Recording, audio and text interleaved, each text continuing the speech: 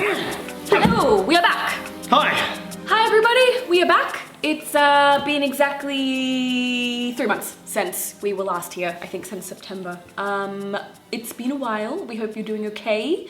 Alex, we live in the same house, but I actually don't know where you've been, so what the fuck happened? Who can pay attention? Everything's been so busy. Except it wasn't. Everything ground to a halt and there was no functional society for the better part of a year.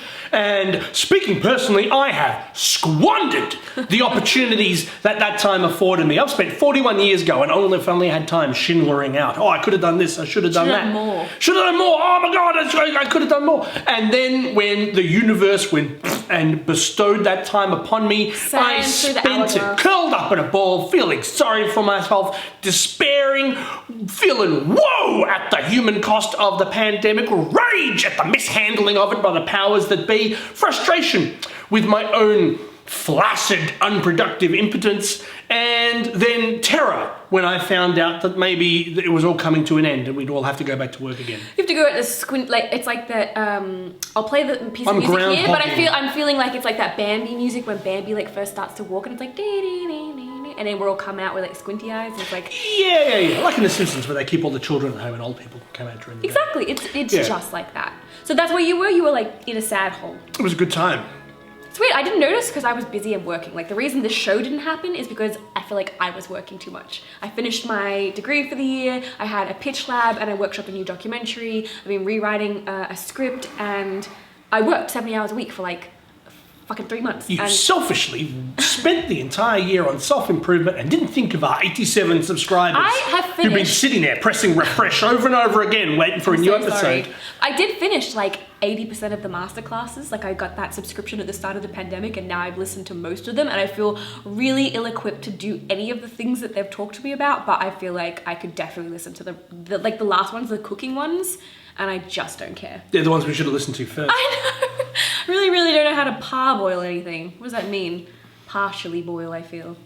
Yes. You know, we're just going to say it's partially boil, and if you know better, correct us in the comments below. If you're a chef or a sous chef. We were going to switch the entire channel across to a review of Hotel Hell. Hotel Hell. We were going to take the angle of the way Gordon Ramsay savagely cucks the shit out of every restaurant he goes to. He basically fucks dudes' wives right in front of them. Let's put a couple of those clips here. Now it's coming out. You've handicapped the chef, the general manager's dysfunctional, and you're calling all shots. I'm not. No, just heard from your wife, your general manager, your chef. That I'm controlling. Over control. You're like a little around here. And if you don't stop doing what you're doing, you'll lose your family and the business. Savage. Yeah, Savage. And then in the second penis season, just curls up. Yeah, curls up like the witch's feet. Slunk. But yeah, then the show became less about Gordon Ramsay's ass and more about like almost like a rescue help intervention style show. Way less good. No one asked for that, Gordon. We just wanted to see your ass and then fuck some dude's wife and in and out. That's all we wanted. But you couldn't do it, could it, you rumple-faced bastard? If you want to see our review of Hotel Hell, we'll put that over here another time. So Banked. we made it to 2021.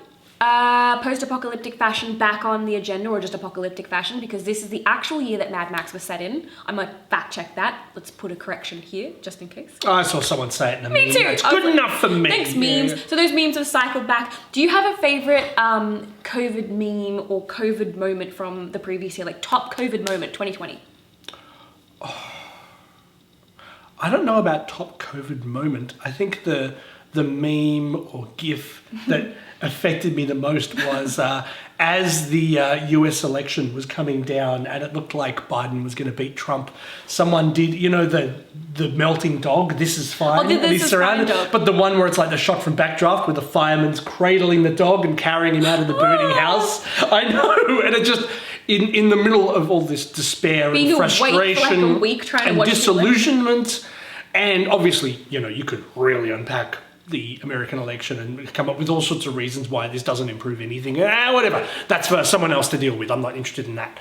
But I did take interest in just the fleeting moment of hopeful elation. It was like for just a second, the exploded Death Star was in the sky and everyone was going jub jub and dancing around like Ewoks. And within a day, it was fucked again and we were back to normal. But just for that tiny little the window. There was hope, and that was maybe my favourite little bit of internet culture throughout the pandemic.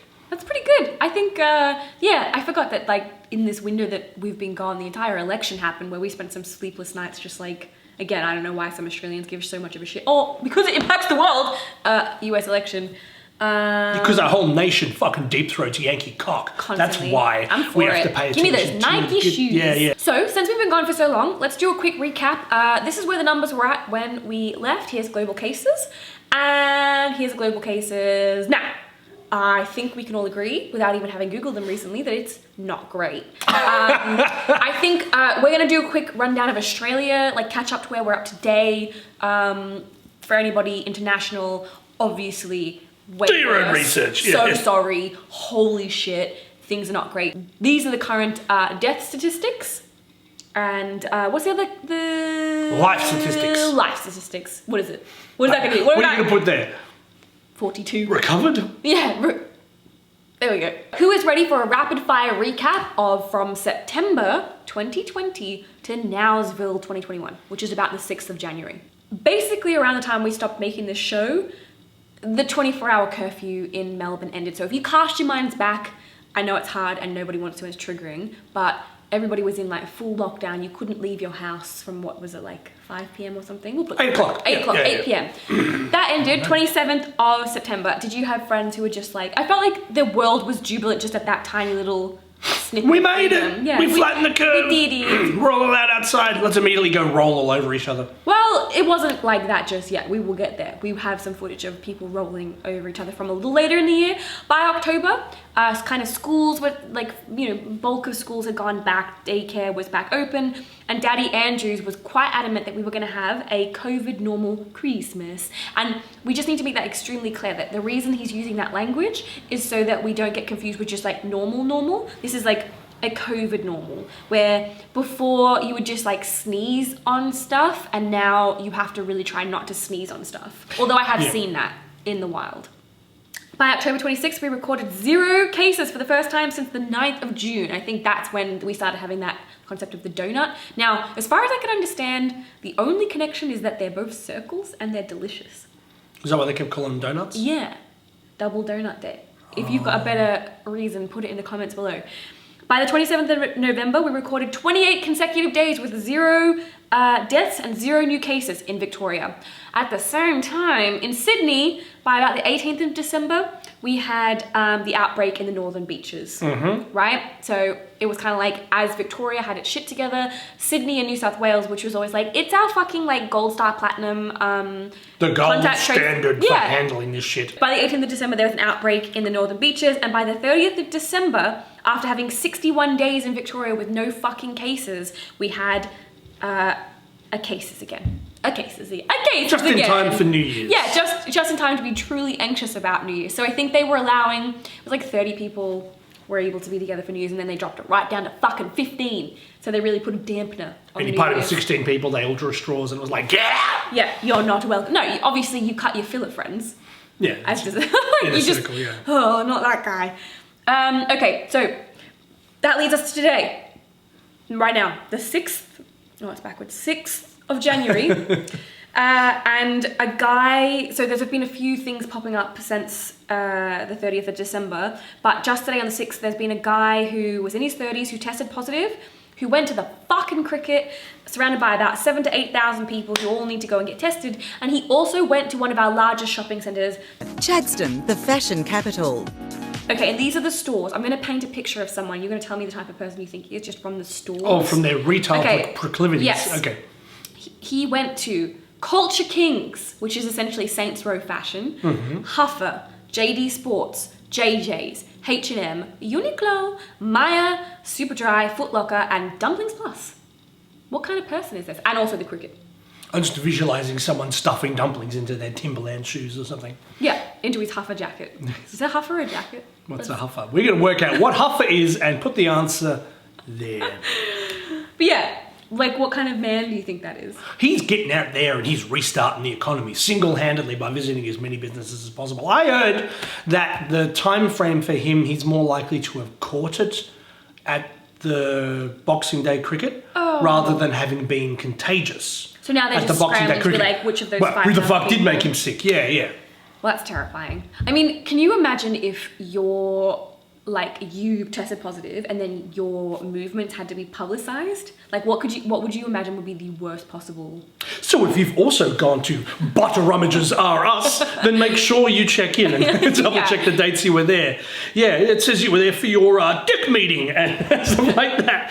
Yes, I'd imagine there's lots of embarrassing things that can come out with contact tracing, which I suspect is why people kind of lie about it. If they had to do contact tracing for me, it's like just the same. It would be like a sad little portrait of a sad little life of someone repeating the same steps over and you over went again. to the gym, and then you went to Woolworths, and then you went to home. Spudshed, and then you went home, and then the gym. Yeah, that's what you want though, because you don't want to be saying, "Oh, I went to Huffer, and then I went to 5 other stores." JJ's. Yeah. The current situation on the 6th of January is we have 284 active cases, 7 acquired locally in the last 24 hours, 10 from overseas. We have 31 Australians hospitalised currently. So that's kind of like kicking. Shut up, guys. It's going to be okay.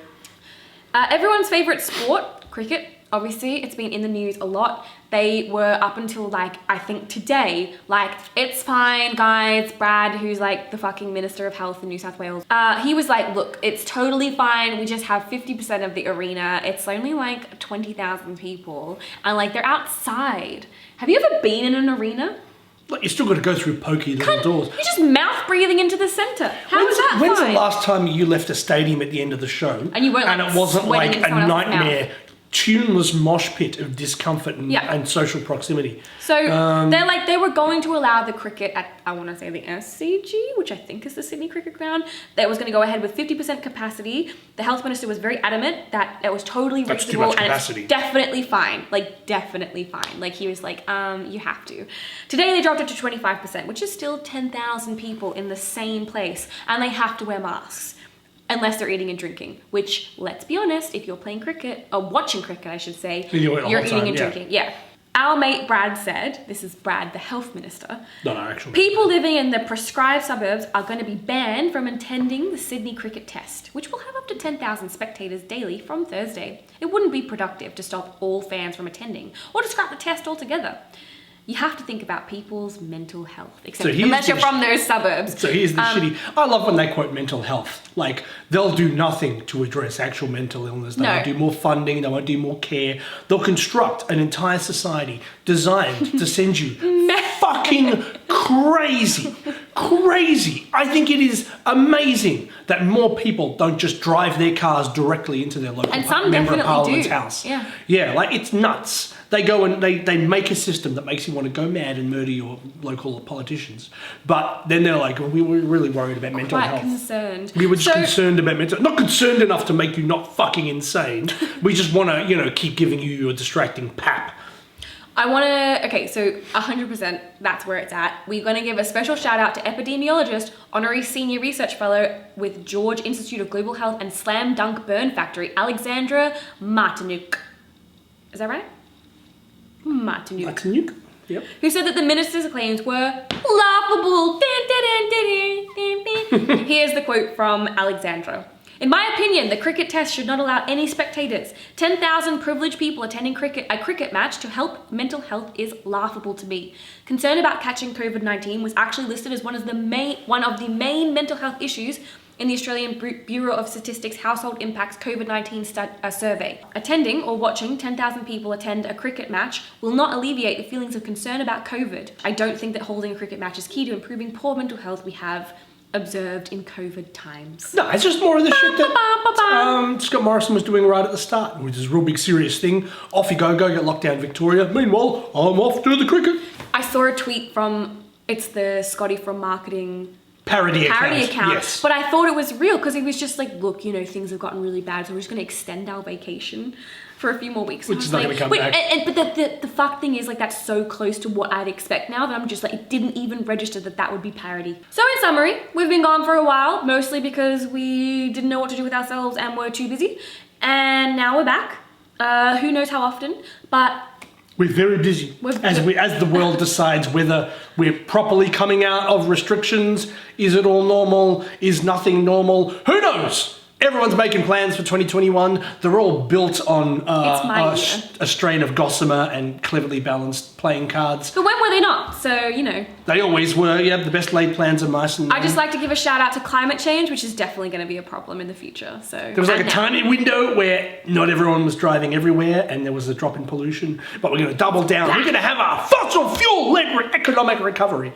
It's going to be brilliant. I can't wait to dig more minerals out of the earth and send the money and the minerals overseas. To China. That's really going to help us out. Woo! All right. Nice to see you all. Let's catch up in the comments below. Yeah.